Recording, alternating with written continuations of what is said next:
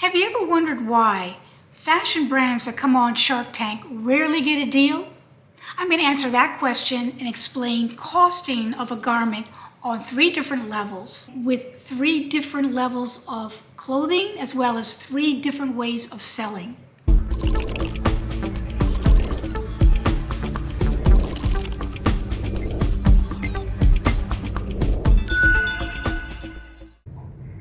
I went into my archives when I was actually manufacturing and producing clothing to get a little bit some items for demonstration today. So I have a whole bunch of different cost sheets and other forms that are important here. I have 3 different lines here as well. But before I get that started, I need to explain that there's 3 categories of garments as well as locations in this of selling.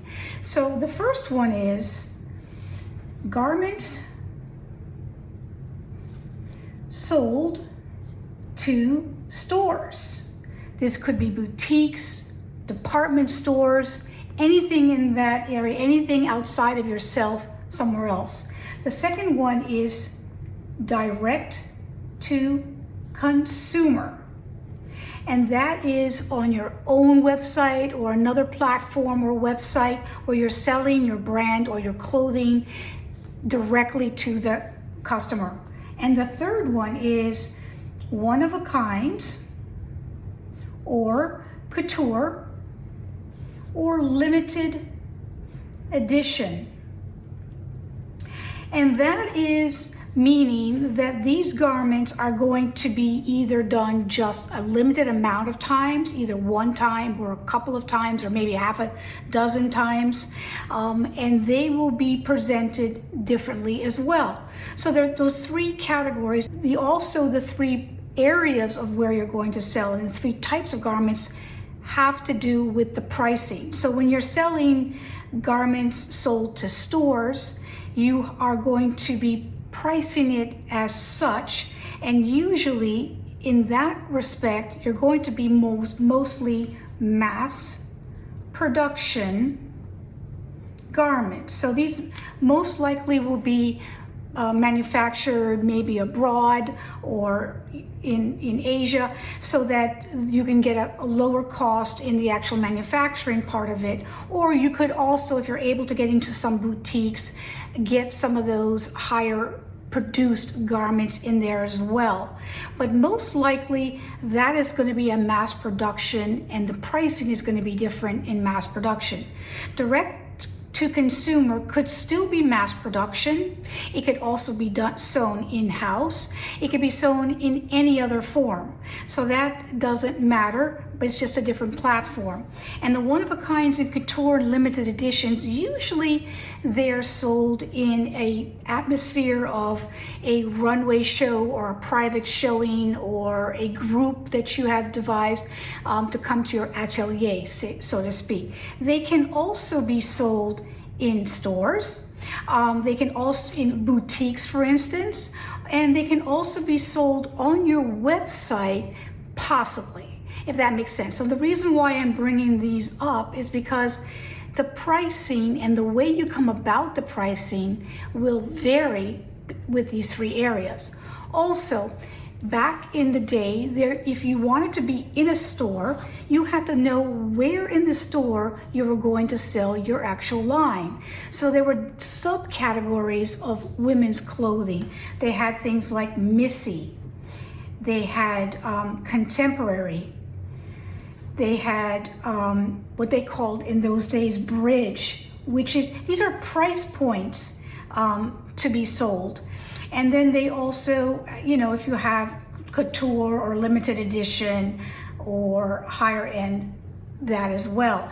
So that means that the Missy, they had certain price ranges within those categories that the stores would not go above. So you have to know where in the store you're going to sell your clothing line.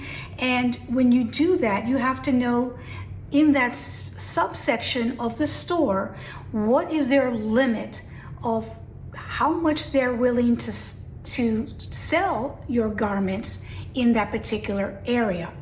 These categories are not quite as set in stone anymore, because now we have direct consumer where everybody's on board and you can have anything you want at any time, you know, selling to the stores or selling directly to the consumer. This wasn't prevalent back, you know, in the dark ages when I was going to school and I was manufacturing.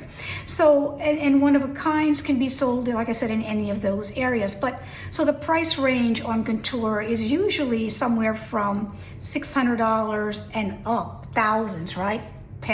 Up to $10,000-$20,000. Direct to consumer is any category that you actually set your brand on. So there's no real dollar price that you have that, but you can set the tone on your website with that. So I want to reverse engineer the pricing by having you understand this concept first. Garments sold to stores, you're going to still have to kind of go into these areas. And these areas, for instance, Missy, I believe, was something like $300 to $600.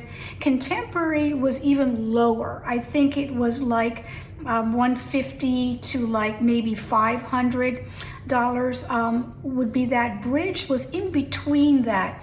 So that was the $200 range, you know, and $300 range, which was of women's wear. And then Couture, you know, obviously is up to $600 and up. So in the stores, for instance, Nordstrom still has areas in the store where it's kind of compartmentalized. In other words, there was a contemporary section. Contemporary section was a younger demographic, and it's also going to have to be a little bit less expensive. The cut of the garment is different. That's a whole nother video. Missy is an older demographic, but it's a wide range of sizes usually. And Bridge was just to bridge the gap between contemporary and Missy. Couture is what it is. It's couture. If it is a one of a kind, or if it's a limited edition, that price category has to do with how many times it's actually manufactured. Just to give you an idea, this was more of my one-of-a-kinds or limited edition pieces when I was making and working with some very, very expensive fabrics. So I was working with fabrics that were over $100 a yard, right? They were 30 to 60 to back then, you know, in the 80s. So you can imagine what they are today. And so these garments were quite expensive, and this was my breakdown in this, because I knew that I would maybe buy some of this fabric wholesale still, but that would also mean that the fabric is still quite expensive, and that you have a limited amount. I would buy a limited amount of it. I wasn't buying hundreds or thousands of yards, right? I maybe bought 50 yards or 100 yards, and then I would do just maybe several sizes or several pieces of each garment, because all of this stuff was done by hand. Like all the pleating was done in-house by hand, matching the prints were all done by hand. This was velvet and taffeta. But just to give you an idea, I just strategically came up with the pricing. This is when I actually had a manufacturing location. So I did still have an office that was actually cutting samples, making samples, and stuff like that. So these garments were done in-house. This is a little bit of a demonstration of contemporary lines. It's a little bit younger demographic, but I went all over the map as far as pricing goes, because I used very expensive lace here, for instance. So this was a little bit higher in category, and I would push that in some of my lines to say, hey, would you want that one piece? You could have that one piece maybe as a limited edition.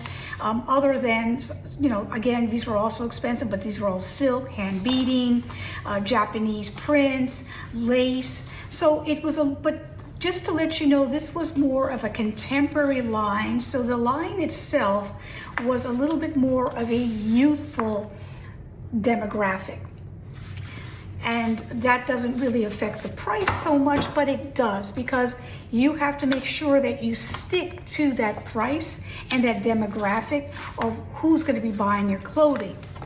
And then there's the Missy and more seasonal, or this is when I was, you know, in Florida, selling just to boutiques in Florida.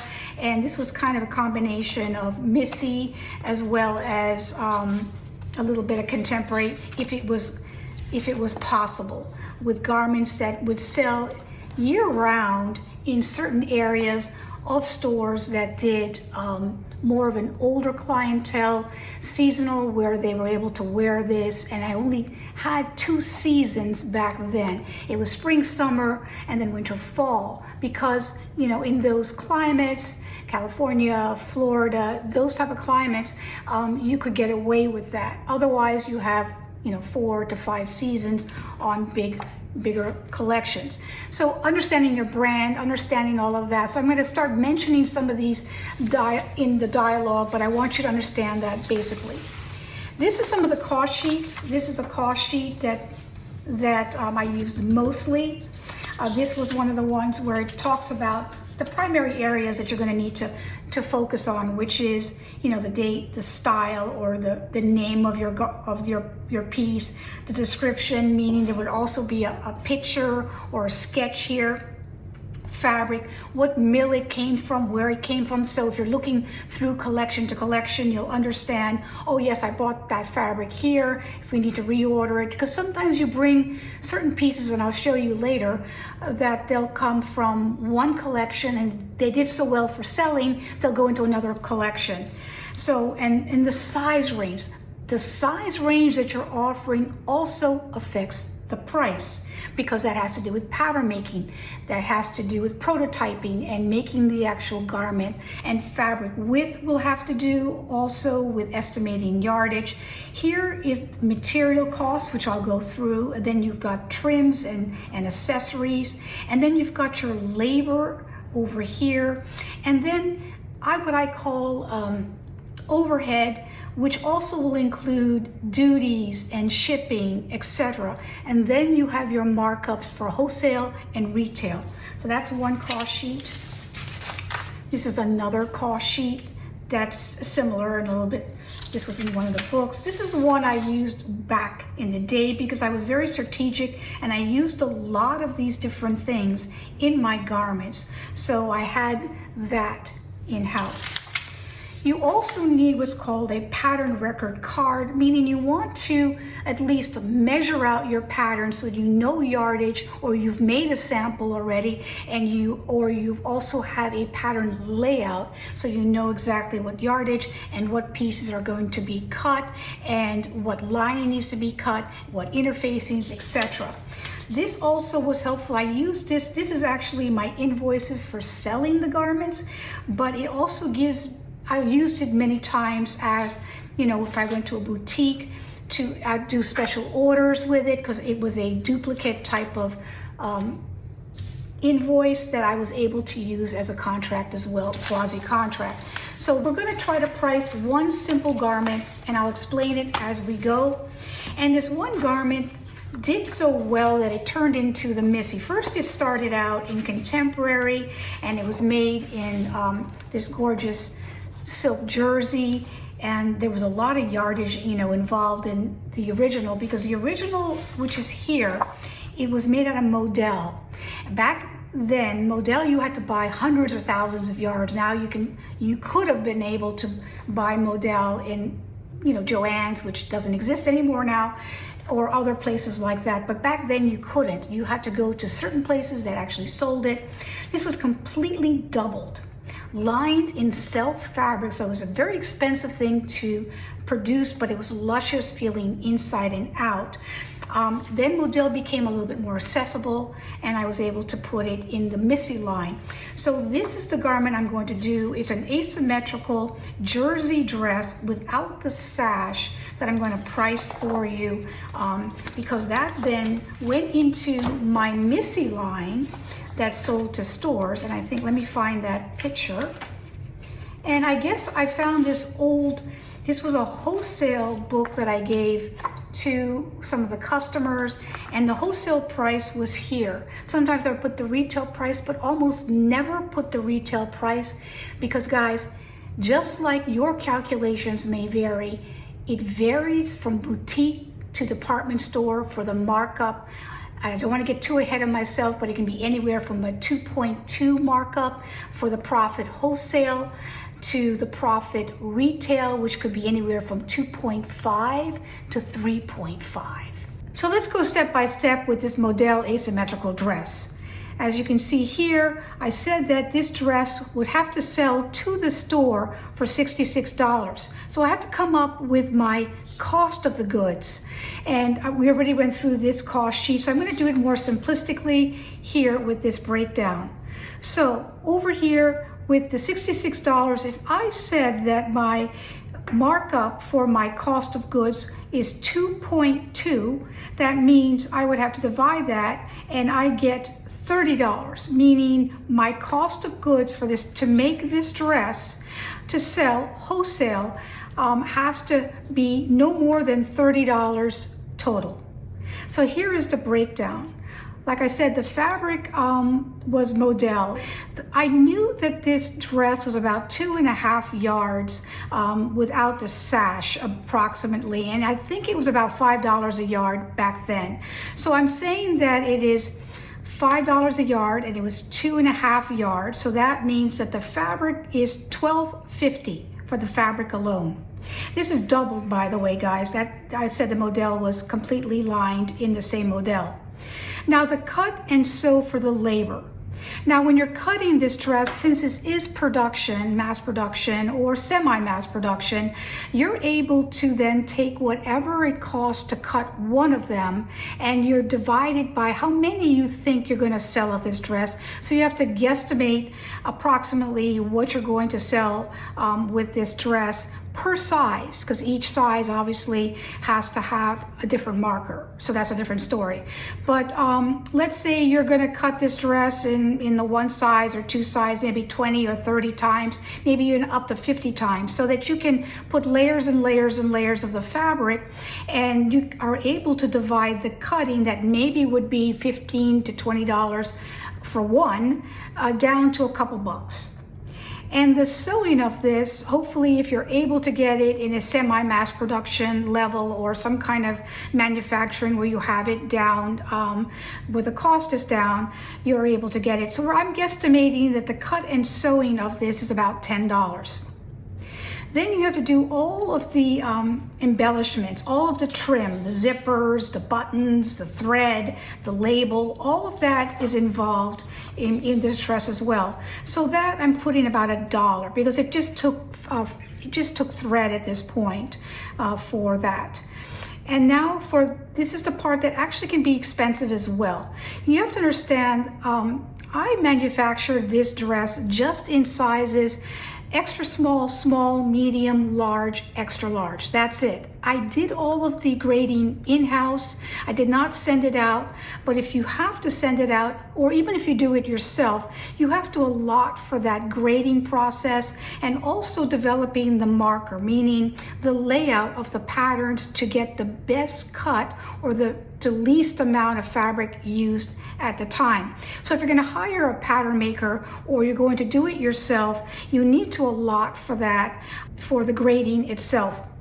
You have to guesstimate how many sizes you're going to give, and if you're going to grade this in 5 sizes or in 4 sizes, you have to allot how many per size you think you may be selling. So it gets a little bit complicated, and it is a guessing game in the beginning of your brand and launching your new line, but after a while you'll get the hang of it.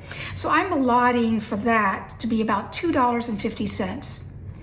Then there's the packaging and freight. You have to pay to get this garment to the stores. Sometimes you can get some of that money back as far as the freight goes, but most of the time you're out that money of shipping it to the store. So you have to allot per garment in the package per store that you're going to be allotting. And I allotted about $2 for that. Big thing here now, branding wasn't on your cost sheets back in the day, correct? But branding is a big thing now. Whether you're going to put this on your website or you're going to actually sell it to stores or both, you need to incorporate a little bit of branding if you're going to do any kind of promotion with it, and your overhead. That means if you did anything in-house, whether you sew this garment in-house or whether you're doing anything with this garment in-house, you have to allot for that. So that is part of the overhead and the branding. And that means your lights, that's electric, all of that just even has to be in those garments. You have to be able sustain your business with your products that you're selling, if that makes sense. So all of that turns out to be $30. And with the $30 is my cost of goods to make this dress, but that's only the cost. There's no profit yet. So I have to take that $30 and multiply it by my formula, which is the 2.2, and that's where I get the $66 to sell this dress to the stores and show this dress to the stores. Now, the stores can do anywhere, like I said, from a markup of a 2.2, 2.5, even as high as 3.5, and they will do whatever they can to get you as low as possible so they can make the highest markup they can. Part of that is so they can cover themselves when they're putting it on sale and still make their margins, right? But I'm guesstimating that most stores are now putting a markup, especially boutiques these days, a markup of 2.5. So I take the $66 and I multiply it by 2.5, and I'm getting the suggested retail price of $165. So this dress will be $165 to sell in the stores. Now this is the ticket, guys. If you decide that you're also going to put it direct to consumer and show these dresses on your website, if you're able to, with the stores and an agreement, you cannot put the $66 on your website. You're going to have to put the $165 on your website, because you cannot compete with the stores with your brand, or you will not sell next season and you will never sell again if that's the way you're going to try to do it. So, and that will also incorporate, when you do that markup, if you're going to do it direct to consumer, you're putting your website, all of the SEOs that are involved in it, all of the apps and all of the fees that to keep your website afloat, and whoever is managing your website. So that's where part of it also goes into if you're just straight direct to consumer. But like I said, if you're selling to stores and you are allowed to also put it on your website, you do have to put that retail price. So I hope that makes sense. So when you're doing something like this, also after you've established a price and you come up with that price, and each one of these pieces has a price, right? Then what you do, believe it or not, this is what's called the art of it. You get your staff together and you lay out all of your designs like that. And then you come up and you put the price on the back of these actual garments or these photos or whatever. And then you ask the staff or anybody that you might want to bring in for this, and you ask them, what do you think that's worth? How much would you spend for that dress? How much would you spend for that? And you'll find that some things, for instance, some things will cost quite a bit. And I'll give you a perfect example. This one here, this entire dress was pin-tucked. This wasn't the way the fabric came. I did this. That was all pin-tucked, and then this was also felted and stitched on top. So each one of these things are felted and stitched on top and then pin tucked here. This is all done by hand. This was ours. And I don't even think you can do a mass production version of it. You would have to do a limited edition of this. So this came out to be very, very costly. But I liked it enough that I wanted to include it in the line to show to the stores. And at that point, you have to then do this. You have to then say, well, if this was very, very costly, but I still want to squeeze that and get that in the store to represent myself as a designer, and I know that this is going to take less effort and less to sew, I may make this one less and then add a little bit more here because I think I can get away with it here. And that's what you have to kind of do. You're going to have to take it off somewhere, but you're going to have to put it somewhere else. You don't just take it off, guys, and then say, okay, it's a loss for me. Because that's another reason you're not going to profit or actually be successful as a designer or a brand. But that is part of the art. Once you get the prices, and it may shock you when it comes up to what the prices are, you may have to do a little bit of juggling and take something and put more, and then take something and take less to even out the playing field, to keep you in that same bracket of where you want to be in the store or for your brand, and also be sellable for multiple designs, if that makes sense. So this is where I want to defend a little bit about the couture, because I'm getting a little tired of what I'm seeing, where people are saying, oh, couture's ripping people off, or higher brands are ripping people off. You've got to understand something about this. It all has to do with the prototype. It all has to do with developing the actual design.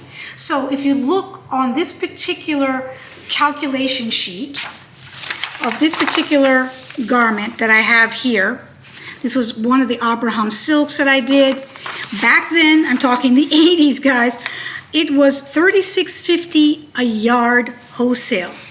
This garment took over 7.5 yards to actually manufacture. The fabric alone wholesale was $257.69. The lining was silk, and that was $5, and that was $5 a yard at the time, and it needed 5 yards, over 5 yards and a quarter, and that was $26.95 for that alone. Okay, there was no, you can see I was calculating here on the side notes of my calculation, but then it did not need interfacing. I think it did have something else inside there, if I'm not mistaken. It didn't have beads or lace embellishments. It snaps or hooks, and then I had a zipper in there. I had thread, but this is where it gets even trickier. Okay, guys? So I was hoping to be able to sell this dress more than once. Like, the entire process of manufacturing or making this dress was not the full amount of that sample. But if it took, just to make the muslin, just to make the drape, was $50. That was time spent on that, making that prototype. Another $10 just for the tucking, just actually pressing those pleats by hand on the ironing board. The cutting alone, guys, took 3 hours. That means that entire garment had to have the cutting of that one piece. If I'm going to make 6 of these, I would divide that. I still couldn't cut it on layers. I still would have to cut each layer with 2 layers of tissue paper, one at a time. So the full amount of cutting is put on that there as well. And the operating, it looks like there were 8 hours on that dress, plus another 8 and another 8. So there were 26 hours on that dress alone, and that was $132.50 for the actual price. So when you double that, it just not 2.2, just 100% markup, then you get almost $1,000 there. And then you want to put what we call the overhead pricing, because I still had a place, I still had the manufacturer, they did it in-house, and that has to go there as well. And then you get your wholesale price that way. So people are saying all this on the internet as far as, well, the brands are ripping people off and couture is ripping people off. If you ever made a one-of-a-kind, if you ever made a couture piece, you would know the painstaking hours it takes to put into that garment. And these couture houses, guys, when they produce it again, they're producing it for specific customers, meaning there is fit and changes done for that particular customer. That means even though that pattern might have been made in a 6 or an 8 for the fashion show, it now has to be adjusted and remade into the 10 or whatever size that customer is. So those prices are put in there. Yes, I understand once they get a good pattern and they have a high level brand and it's produced outside of the manufacturer or outside of the atelier, and they're producing these in other countries and they're doing somewhat of a semi-mass production level and they're still putting those prices on there, yes, I can understand that dialogue happening. And that's one of the reasons why Shark Tank hardly ever gets on board with a fashion brand. They only get on board on a fashion brand if the actual thing that is made out of fabric is something that doesn't change, like a t-shirt or a cap or a bag or something like that, where the prototype does not change. But because every single season, every single year, over and over again, you're making prototypes, that is a total no-no for investors to put their money on, because there's too much to lose in a situation like that. That's why fashion brands hardly ever get backing by banks or from Shark Tank. So I hope that educated you. I hope that makes sense. But if you know how many times a garment is going to be made and you have a guesstimation on the price of the fabric, you can now go and search out more fabric, knowing that I'm in this category and I know I can't go above this price in fabric, and I know now that I need to stick to my brand and be aesthetically pleasing in this category. And so that is how you can reverse engineer and become a better brand and a new brand in this world. All right, give me a comment. I want your input, critical inputs that after watching this full video you can come up with. I would love to hear from you. All right, thank you. Bye-bye.